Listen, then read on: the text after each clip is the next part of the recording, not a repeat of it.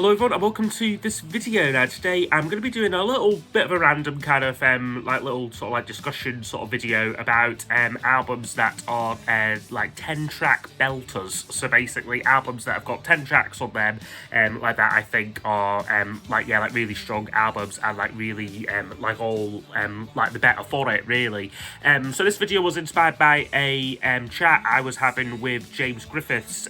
He mentioned like he showed me that he was getting into the Go-Betweens album 16 Lovers Lane, which is a great 10-track album. Like that lodged a wee idea like in like my head, oh, like I could maybe talk about albums with 10 tracks on them. But like I'm also aware that Rob Walker like did like this very same video around 2-3 years ago now.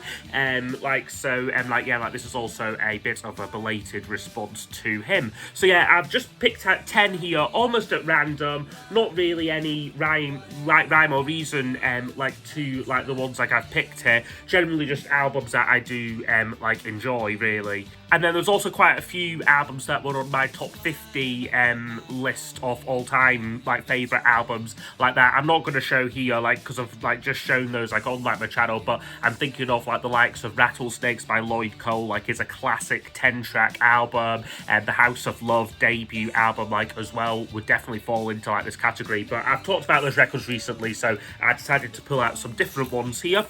So we'll just get cracking.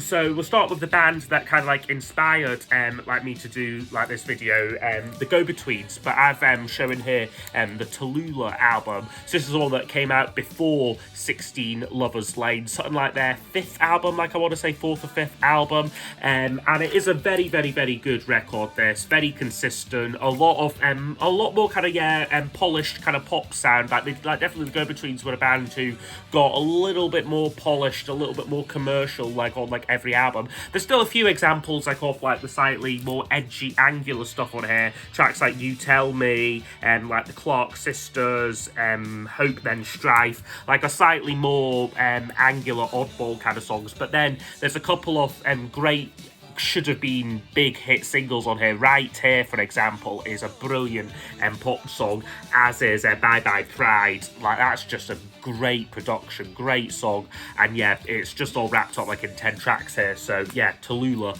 by the Go-Betweens. Next one I've got here is by the Smiths. I think Rob showed it was the debut album, like the self-titled debut. I could have also shown The Queen Is Dead, but shown that like already.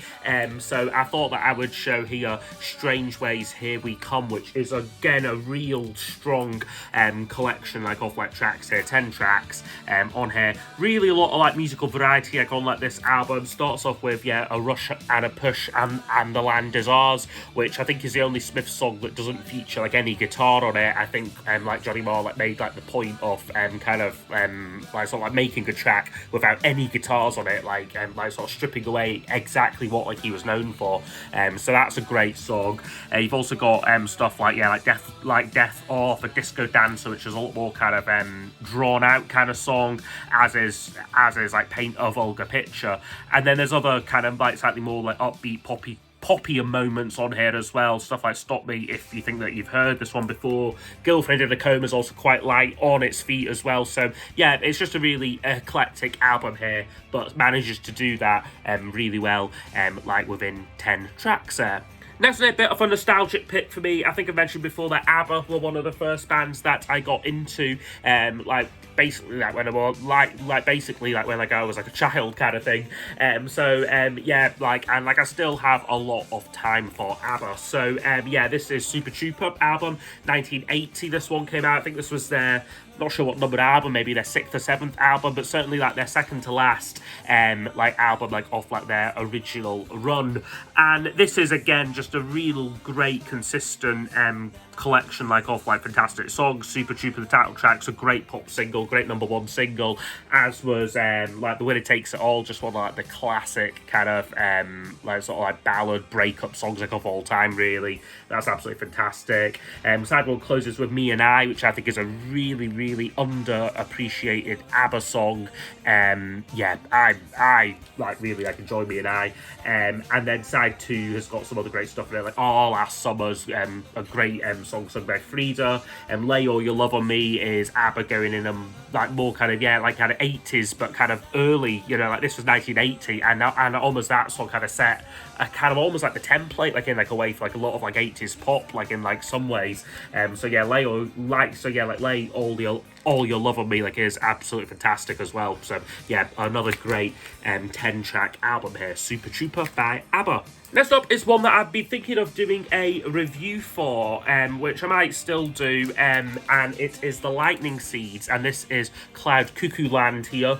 This is a debut album by The Lightning Seeds, Ian Broudie there, although he had a career spanning about 10 years at this point, like as a producer for other artists. This was him kind of breaking out, trying his own thing, and being really successful at it. This is a very, very, very good album. Like All I Want is just a great just like great pop songs like on here, like all I Want is like really fantastic, great guitar work, nice sort of detailed piano like in it. It's really good. Pure is so catchy, really good song. I like Sweet Dreams as well. Again, quite commercial, quite I guess some people might say like this is maybe a bit overproduced possibly, but they are just really well done, and like a real kind of it's kind of like ear candy sort of like feels like to me. And then side two's got some great stuff in it as well. Joy, Love Explosion, and The Price as like the closing track on there is just a brilliant song. Great acoustic guitars, really kind of airy song that. So yeah, Cloud Cuckoo Land here by The Lightning Seeds from 1990. This one came out. Next up, a bit of a classic album here, and like again, limited to 10 tracks, but all the better for it really is David Bowie's Scary Monsters and Super Creeps album here, 1980. This one again, and just a real strong eclectic collection like of like material, but also feels quite also feels like quite cohesive, like at like the same time, like as it's kind of got like a core band like on it. You've got Carlos Alomar there. You've got a bit of I think Robert Fripp's like on here. He's certainly, I feel that he's doing the stuff on Fashion and Teenage Wildlife, like that's all Fripp. And then just the great rhythm section that Bowie had like around like this time too. It's just a very strong album, this. Like one of my favourite Bowie albums for sure. Just a real, I think, like kind of like taking the kind of Berlin stuff almost like as far like as he could really, and then being like quite successful with it. Like this album like had some of his biggest hits on it, Ashes to Ashes, Fashion, Up the Hill Backwards like was a single as well, and is a really, really underrated track. And then side two's got some great stuff in it as well. Kingdom Come, although that's a cover song, I think Bowie's version is the definitive version. Sorry Tom Verlaine. Scream Like a Baby is really, really, really strong like as well. So yeah, it's just a fantastic record here. David Bowie, Scary Monsters. Another one here that I think really works because of its length is 10cc's first album here, their self-titled debut. 10cc like are a band who are really weird and wacky sometimes, and are kind of like, I guess in some ways, if they did an album that was like 15, 16 tracks, you might tire off it a bit, or it kind of like, you think, okay, I've had my 10cc fix, I'm kind of ready for something else now. So 10cc generally, I certainly think this album, and I think the follow-up was also 10 tracks, Sheet Music was also 10 tracks, but this is a great collection like of songs here. Right out the gate, they're like, they again having some of like their biggest hits like on here, like Dean and I, Donna, Rubber Bullets is a really great song and big #1 single for them. And then there is also that kind of like slight wackiness like on here on stuff like Sand in My Face, Headline Hustler is like a really like again like nicely detailed track, some nice guitar like slide guitar work going on there, and the Hospital song like is a Godley and Creme number, and that's just classic kind of Godley and Creme there. So yeah, this is a really, really good album here, the debut by 10cc. Next up from the 1980s here, this one is again by another band who had a tendency for making slightly long albums, The Cure. So certainly like so this is 1985's like The Head on the Door. Certainly like the next two albums, which were Disintegration, no, it's Kiss Me, Kiss Me, Kiss Me first, and then it was Disintegration, were both quite long sort of double albums. Even Wish as well, like, is quite a long album. But this one, I think, is the perfect Cure album. I know it is their most commercial, their most poppy. Again, you've got a couple of big hits on here: In Between Days, Close to Me, like the two singles, but then you've also got like other great tracks like The Blood, with its kind of almost kind of flamenco-y, like acoustic guitar work going on. Six Different Ways has got a great playful keyboard part like to it. Push is kind of half instrumental, half song, but it's just such a great uplifting guitar piece. They still do that one live a lot, and I can really see why. And then A Night Like This, I think, is one of the Cure's very best songs there. So yeah, this is absolutely fantastic. There's no filler like on this album. Like I would say, it's just the perfect length, and yeah, really proves the point like of this video. Next, we've got a bit of an obscure one here. This is by a Scottish indie band from the 80s. So this one is Close Lobsters here, and the album is called Foxhead Stalk This Land. So yeah, I believe these guys are from Airdrie, I think I want to say, kind of Central Belt Scotland. Quite sort of jangle pop, like in a way, but also a bit unpolished, a bit kind of, it's got kind of punky attitude, but the songs themselves, like when they want to be, can be really melodic and really well written. Particularly like the opening track, Just Too Bloody Stupid, is amazing. That song, like, I love the kind of like the chords, like the chorus of that's great. In spite of These Times is fantastic. Foxheads is great, and then there's a few more, yeah, like slightly like kind of like, yeah, like alternative songs like on here, like I would say. So I think the closing track, Mother of God, like, is a slightly longer song to finish the album. But again, just 10 tracks. It's kind of half an hour long, this. Just again, really like the perfect length there. Okay, and then got two more here. Again, this is one like by a band that Rob showed in his initial video. He showed From Langley Park to Memphis, but I've got here the album that got me into Prefab Sprout, which is Protest Songs. So this is just a great collection of tracks, leftovers actually, really, from the Steve McQueen album, but just so strong. Like slightly more stripped back kind of vibe, like on this one here. Certainly like the production is not as like maximalist as it was on Steve McQueen, or like as it would be on the likes of Jordan or From Langley Park to Memphis. So that's why I think this is quite a unique album in the Prefab Sprout discography.